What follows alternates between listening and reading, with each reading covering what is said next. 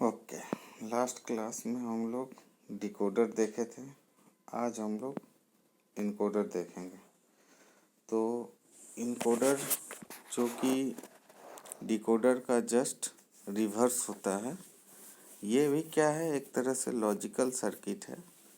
ठीक है, जहाँ पे कुछ ऑपोजिट एक्शंस को परफॉर्म करते हैं, जैसे कि डिकोडर में जो एक्शंस परफॉर्म करते हैं उसी के ऑपोजिट एक्शंस को इसमें परफॉर्म करते हैं। वही है कि both are alternate to each other. तो इनकोडर में जो होता है उसमें मैनी इनपुट्स ऑफ लाइंस होता है। ठीक है, an encoder has a number of input lines. ठीक है, only one of which is activated at a time. ठीक है, एक ही जो है इनपुट लाइंस एक समय में एक्टिवेट होगा।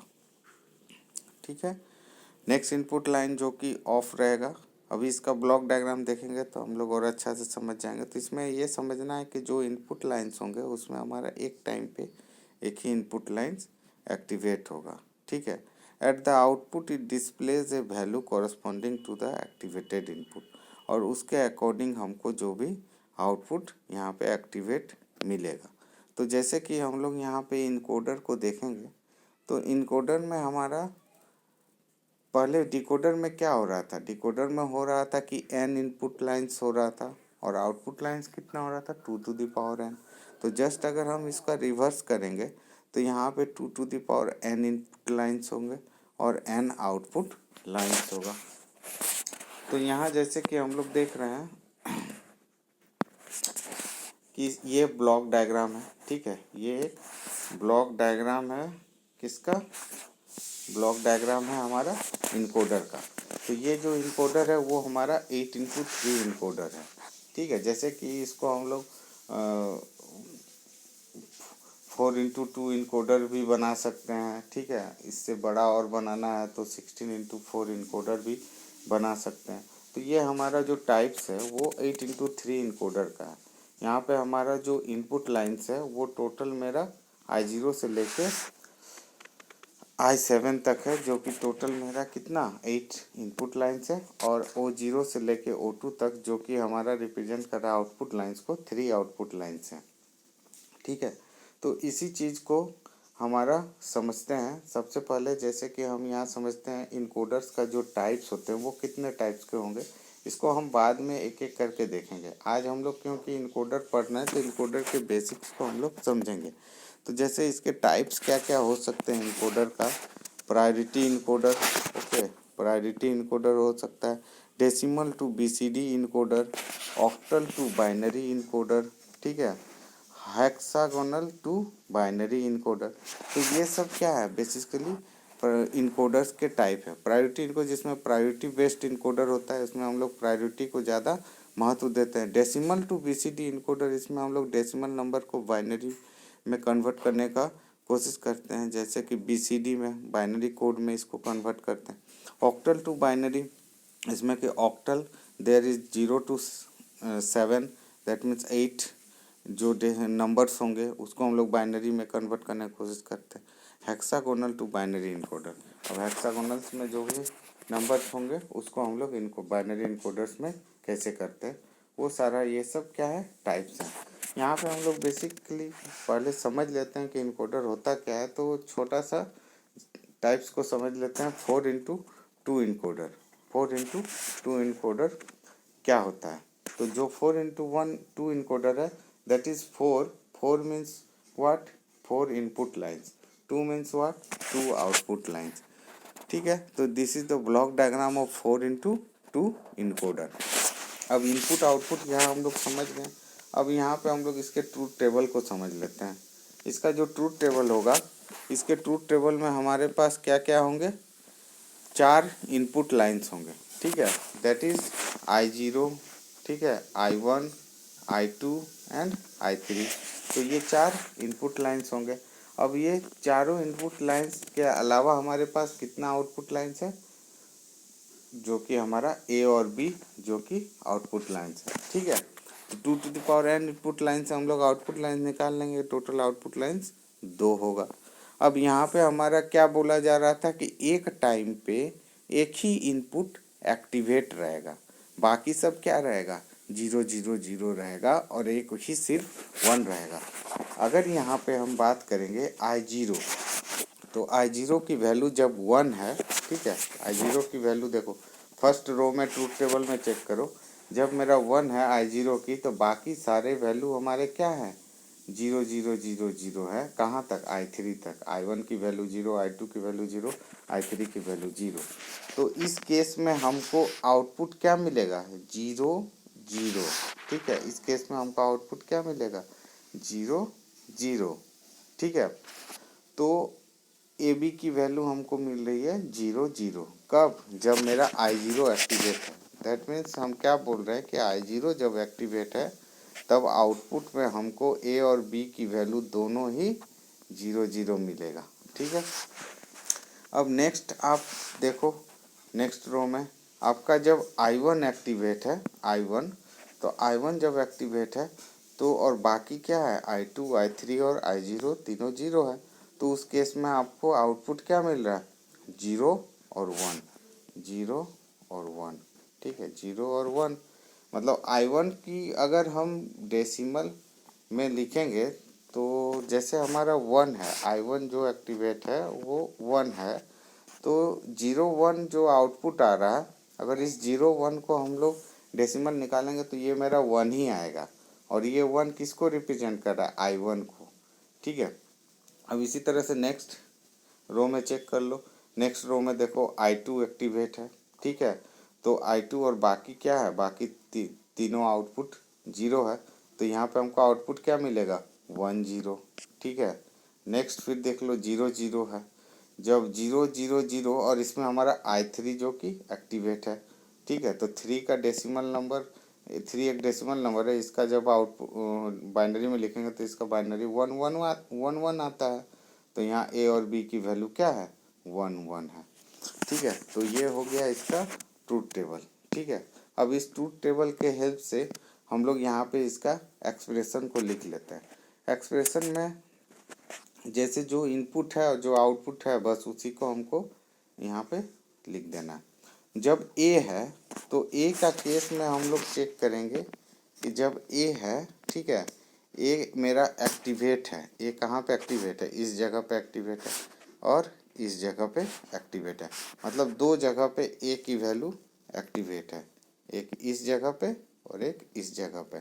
ठीक है, तो ये दोनों जगह पे हमारा जो जो इनपुट है, मतलब जो I0, I1, I2 और I3 की वैल्यू है उसको यहाँ पे लिख देना है। ठीक है, तो एक केस हमारा ये वाला रो पे मिलेगा जहाँ पे 1 है, तो यहाँ पे I0 क्या है, 0 है, तो I0 का बार लिखेंगे। I1 क्या है, 0 है, तो I1 का बार लिखेंगे। I2 क्या है, 1 है, तो I2 लिखेंगे सिर्फ। फिर I3 क्या है, I3 0 है, तो I3 का बार लिखेंगे। ठीक है, इस वाले रो से का काम ख़त्म हो गया। अब नेक्स्ट रो हमको कहाँ पे मिलेगा, ये लास्ट रो में। लास्ट रो में हमारा कहाँ पे 1 है, इस जगह पे 1 है। ठीक है, ए की वैल्यू जहाँ जहाँ ब्लू कलर का दिख रहा है वो मेरा 1 1 है। अब यहाँ पे हमारा I0 की इस रो में चेक करो, I0 की वैल्यू क्या है, प्लस लिख के यहाँ पे मेरा क्या रहेगा, प्लस की साइन रहेगी। ठीक है, यहाँ पे देखो प्लस है, प्लस का साइन है। अब इस प्लस के साइन के बाद हमको ये चीज़ ट्रूथ टेबल से देख के लिखना है। तो यहाँ पे आपका क्या है, I0 की वैल्यू 0 है, दैट मीन्स I0 बार, यहाँ पे I0 बार। फिर I1 की वैल्यू 0 है, दैट मीन्स I1 बार। ठीक है, फिर I2 की वैल्यू 0 है, that means I2 bar. And I3 की वैल्यू 1 है, दैट मीन्स ओनली I3 होगा। उसी तरह से B की निकाल लो, B वाला का कहाँ कहाँ पे 1 है, जहाँ जहाँ ब्लू कर रहे हैं देखो वहाँ वहाँ इसकी वैल्यू 1 है। B के केस में इस B वाले कॉलम में इसको चेक कर लिए 1 1। अब इसके कॉरेस्पॉन्डिंग देखो, ये वाला 1 के कॉरेस्पॉन्डिंग, ये वाला जो 1 है, ये 1, इस 1 के कॉरेस्पॉन्डिंग कहाँ कहाँ पे मेरा I0, I1 और I2 और I3 की क्या क्या वैल्यू है। तो देखो I0 की वैल्यू इस 1 के सेकंड रो में चेक करो कि इसकी वैल्यू I0 की वैल्यू 0 है। ठीक है, तो 0 है मतलब I0 बार। I1 की वैल्यू 1 है, दैट मीन्स I1। I2 की वैल्यू 0 है, that means I2 bar. I3 की वैल्यू क्या है, 0 है, दैट मीन्स I3 बार। इसी तरह से प्लस साइन लगाएंगे नेक्स्ट 1 के लिए, ये वाला रो के लिए। ये लास्ट रो में हमको एक 1 मिल रहा है। ठीक है, तो इस 1 के लिए हम लोग फिर से ये वाला एक्सप्रेशन को लिखेंगे। तो ये दोनों एक्सप्रेशन हमको यहाँ से मिल जाएगा। ठीक है, अब इसी के अकॉर्डिंग हम इसका लॉजिक डायग्राम बना सकते हैं, लॉजिक डायग्राम। ठीक है, तो लॉजिक डायग्राम में हमारे पास total number of input lines कितना है, एक है I0, एक है I0, I1, I2 and I3। ठीक है, ये है। अब इसके अकॉर्डिंग हम लोग यहाँ पे ट्रूथ टेबल लॉजिक डायग्राम बना लेंगे। तो लॉजिक डायग्राम में I0, अब ए की देख लो, ए हमको कब मिल रहा है, ए जो मिल रहा है इस केस में हमको ए मिल रहा है जब I0 बार है, I1 बार है, I2 बार है और I3 बार है। ठीक है, उसी तरह से I0 bar, I1 bar, I2 bar and I3 है, तब हमको ए मिल रहा है। तो यहाँ से हम लोग इसके अकॉर्डिंग क्या करेंगे, जो जो दिया हुआ है उसके अकॉर्डिंग हम लोग यहाँ से लाइन ले लेंगे। तो I0 बार का एक लाइन बना देंगे, तो हम लोग I0 बार के लिए यहाँ पे नॉट गेट लगा दिए हैं। ठीक है, इस जगह पे नॉट गेट लगा देंगे। जहाँ जहाँ रेड कलर करेंगे वहाँ समझ जाइए कि नॉट गेट को इशारा कर रहे हैं। फिर I1 बार के लिए देखो, हम I1 से एक लाइन निकाले हैं और ये यहाँ पे गया है और यहाँ पे हमको नॉट गेट लगा के हमको क्या मिल रहा है, I1 बार मिल जाएगा। उसी तरह से I2 के लिए सिंपल एक लाइन निकली होगी I2 से और ये डायरेक्ट जाके मिला है। ठीक है, उसी तरह से I3 बार, I3 के लिए देखो एक नॉट गेट लगा दिए हैं, यहाँ से नॉट गेट लगा के हमको मिल गया और चारों को हम लोग क्या किए हैं, यहाँ पे एंड गेट के साथ जोड़ देंगे।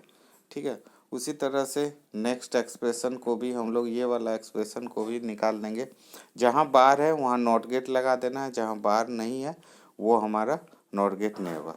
तो इस केस में हम लोग अगर ये वाला केस देखेंगे तो इसमें I3 में हमारा बार नहीं है। ठीक है, I3 में हमारा बार नहीं है, तो I3 सिर्फ हमारा I3 हमारा डायरेक्ट कनेक्ट रहेगा इसके साथ। I3 हमारा डायरेक्ट कनेक्ट रहेगा इसके साथ। ठीक है, I3, ये वाला I3 हमारा यहाँ पे डायरेक्ट कनेक्ट रहेगा इसके साथ, बाकी सब नॉट गेट के साथ कनेक्ट रहेंगे। उसी तरह से ये वाला B के लिए भी एक्सप्रेशन देख लो। ठीक है, B के लिए भी आप इसी तरह से I0 बार, I1, I2, I3 बार का बना सकते हो। ठीक है, सबको एंड गेट से कनेक्ट कर देंगे। जहाँ बार में है उसको हम आगे नॉट गेट लगा देंगे और यहाँ से हम लोग ए का ये केस हो गया। इसको जब हम लोग प्लस कर रहे हैं तो यहाँ पे और गेट के साथ दिखाएंगे। यहाँ प्लस का साइन है इसलिए हम लोग यहाँ पे इसको बी को भी और गेट के साथ दिखाएंगे। तो यहाँ से हमको आउटपुट जो मिलेगा ए और बी के फॉर्म में मिल जाएगा। तो this is the logic diagram of किसका, इनकोडर का। हम लोग 4x2 इनकोडर देख लिए, बेसिक टाइप्स देख लिए इनकोडर के कितने बेसिक, तो priority encoder, decimal to BCD encoder, octal to binary encoder, hex to binary encoder. ठीक है, तो इनकोडर हम लोग समझ गए, जस्ट रिवर्स होता है डिकोडर का। ओके, नेक्स्ट क्लास में हम लोग इसके टाइप्स को समझेंगे। आई होप कि आप लोगों को इनकोडर समझ में आ गया होगा। Thank you.